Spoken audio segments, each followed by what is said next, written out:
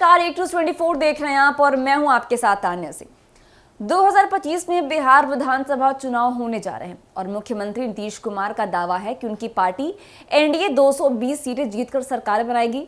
इस दावे पर जन स्वराज पार्टी के नेता प्रशांत किशोर ने व्यंग किया है। उन्होंने भविष्यवाणी करते हुए कहा है कि जेडीयू जो वर्तमान में नीतीश कुमार के नेतृत्व में है, अगले चुनाव में 20 सीटें भी नहीं जीत पाएगी।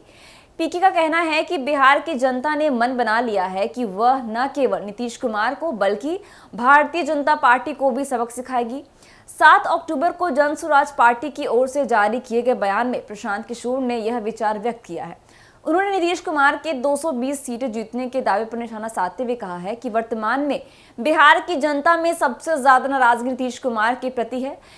प्रशांत किशोर का आरोप है कि नीतीश कुमार का प्रशासनिक ढांचा लोगों को परेशान कर रहा है। उन्होंने यह भी कहा है कि बीजेपी जानती है कि नीतीश कुमार अब एक राजनीतिक बोझ बन चुके हैं, जिसे उठाना बीजेपी के लिए भी कठिन है।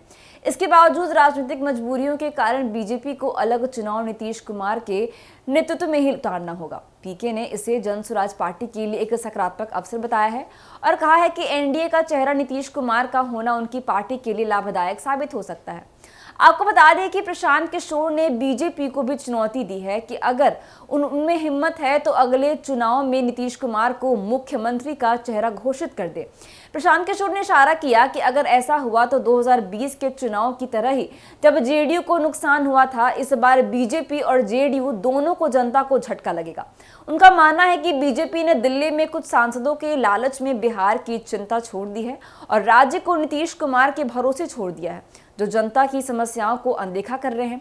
प्रशांत किशोर ने जोर देकर कहा कि नीतीश कुमार के पास अब बिहार के मुद्दों को हल करने का कोई मंसूबा नहीं है। बीजेपी भी यह भली भांति जानती है कि जनता उनकी नीति से नाखुश है, लेकिन राजनीतिक मजबूरियों की वजह से वे कुछ कर नहीं पा रहे हैं।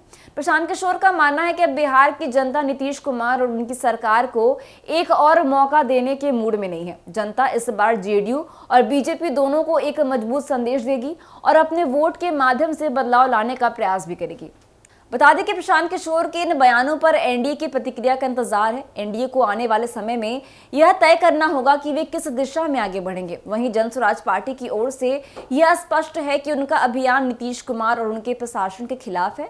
इस प्रकार बिहार में 2025 के चुनाव न केवल सरकार बनाने की एक प्रक्रिया होंगे, बल्कि विभिन्न दलों के बीच राजनीतिक लड़ाई भी होगी। तो फिलहाल के लिए बस इतना ही।